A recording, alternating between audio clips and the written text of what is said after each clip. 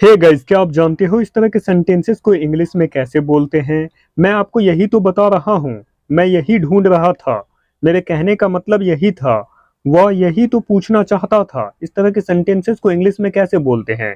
किस तरह का स्ट्रक्चर यूज किया जाता है? कैसे बनाते हैं इस तरह के सेंटेंसेस को?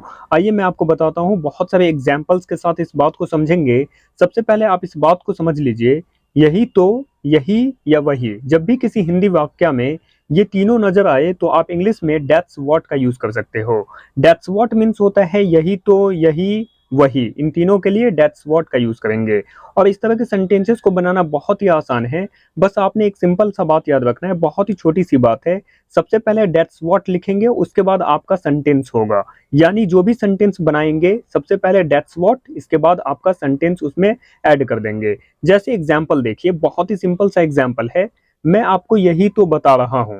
यही तो इंग्लिश में लिखेंगे दैट्स व्हाट। मैं आपको बता रहा हूं, I am telling you. That's what I am telling you. अगला सेंटेंस देखिए। हिंदी में एक सेंटेंस को कई तरीके से बोला जा सकता है, लेकिन इंग्लिश में एक ही सेंटेंस काफी होता है। जैसे इस सेंटेंस को देखिए। कोई कहता है वही मैं बोल रहा हूं, कोई कहता है यही तो मैं बोल रहा हूं। इन दोनों सेंटेंस के लिए इंग्लिश में एक ही चीज का यूज करेंगे। जैसा कि मैंने आपको जस्ट बताया है, वही, यही तो, इन दोनों के लिए दैट्स व्हाट का यूज करते हैं, तो इसलिए सबसे पहले लिखेंगे दैट्स व्हाट। मैं बोल रहा हूं, आई एम स्पीकिंग।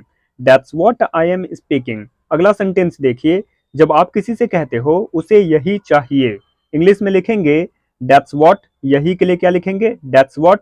उसे चाहिए, सी नीड्स। ही नीड्स भी हो सकता है। That's what she needs. अगला सेंटेंस देखिए। जब आप किसी से कहते हो मैं यही ढूंढ रहा था, मैं यही ढूंढ रहा था, यही के लिए क्या लिखेंगे? That's what.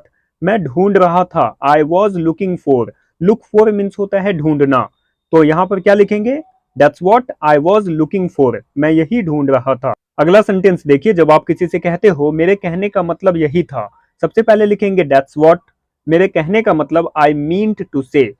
That's what I meant to say. अगला सेंटेंस देखिए। जब आप किसी से कहते हो उसने मुझे तुम्हारे बारे में यही बताया था, यही के लिए क्या लिखते हैं? That's what. उसने मुझे तुम्हारे बारे में बताया था। That's what she told me about you.